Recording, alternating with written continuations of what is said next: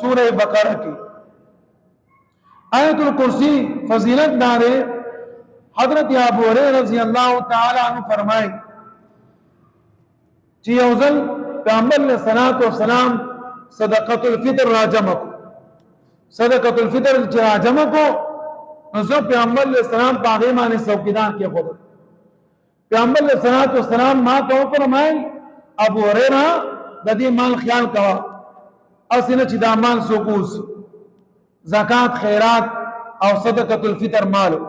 غریبانانو حق زکات پیغمبر علیہ السلام زپا غیمان څوکیدار کې غوډو چې زپا غیمان څوکیدار شو شپې مې قتل یو غل راغې او دا غیر مال ورو چې مال ورو ما ونی شو مالک ته څه کوي هغه ځان بس ز غریبی ما او سو گزاره مې نه کی دا شنکار دي چې بس نن می دا اغلا وکړه آئنده بغلان نکو ما اوس پرې ما پرې پیغمبر علیہ السلام ته اشار ماری وي اے د الله رسول شپې غل غلو او دا سن کیسه شوی دا پیغمبر علیہ السلام ورته فرمایل نن شپې به بیا راځي دوی مشپې باندې بیا چې بیا راغې نو بیا حضرت ابو هريره رضی الله تعالی عنہ دی ونیسو چې بیا ونیسو بیا ورته دوی داسن خدای ته وګوره ما پریدا غریب سره ما کور کې ډوړې موړې درک منک نه لګي لہذا تما پریدا بیا نه راځي حضرت ابو هريره رضی الله تعالی عنہ پر عامو کو بیا پر پدری مرز بیا راغې چې بیا راغې نو حضرت ابو هريره رضی الله تعالی عنہ ورته وی چې نن خو دې نه پردم نن دې درې مرز دا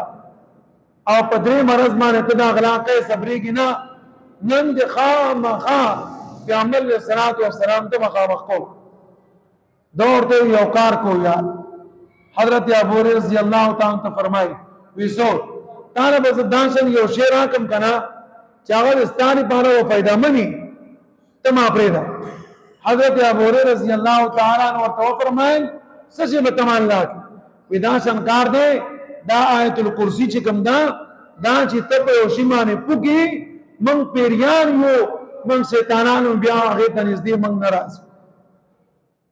دا توانا او ما پرې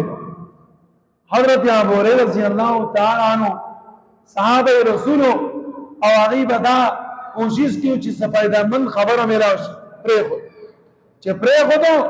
سار مال پیغمبر علیہ السلام ته حضرت ابو هريره رضی اللہ تعالی فرمائیں اے دی اللہ رسول خدا سن کیسے ہوشوا ما پرے خودو پیغمبر علیہ السلام فرمائیں صدقہ وهو کذوب اگر رشتہ ویلی لیکن سرے دے دروجن خبر رشتہ کرنا چتا آیت الکرسی ہوئی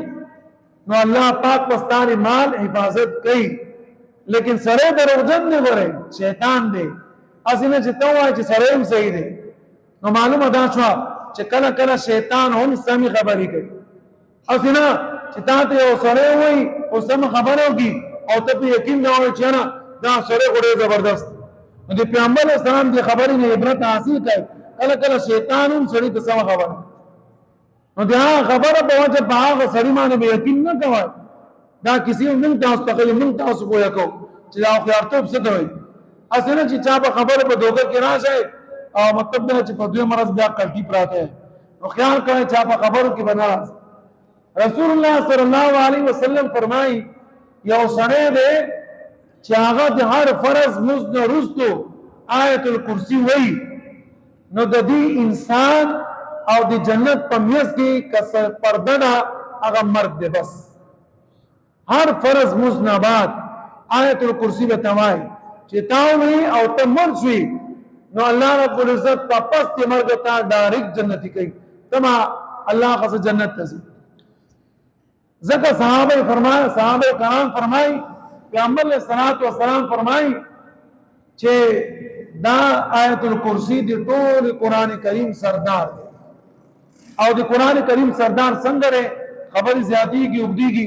مختصراً سے تاس تمام چھے پدی کی تاس ہو کرے دی اللہ پاک نم بار بار دے بار دے اللہ پاک نم دے او برائے اللہ یوز اللہ لا الہ دویم راغے الا ہو درم راغے الحي سلورم القيوم پنزم لا تاخذه داهو ضمیر الله طرف ته وګوره ولا نوم له ما في السماوات له داهو ضمیر الله طرف ته من ذا الذي يشفع عنده داهو ضمیر الله طرف ته الا باذنه داهي ضمیر بیا الله طرف ته يعلم دا ضمیر الله طرف ته ما بين ايديهم وما خلفهم ما بين پدې کې ضمیر الله طرف ته ولا يحيطون بشيء من علمه دا ضمیر الله طرف ته وسع كرسي السماوات پدې کې دا ضمیر الله طرف ته راځي دي لا يؤوده دا ضمیر الله طرف ته راځي دي حفظهما الله طرف ته راځي دي وهو العلي العظيم وهو الله مراد دي علي الله دي عظيم الله دي یعنی والنزل دي الله نوم دي والنزل دي الله تعالی نوم پدې آیت الکرسی کې دي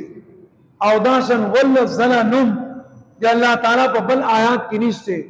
ځکه ویل کېږي چې دا آیت الکرسی دی ټول قران کریم سردار دی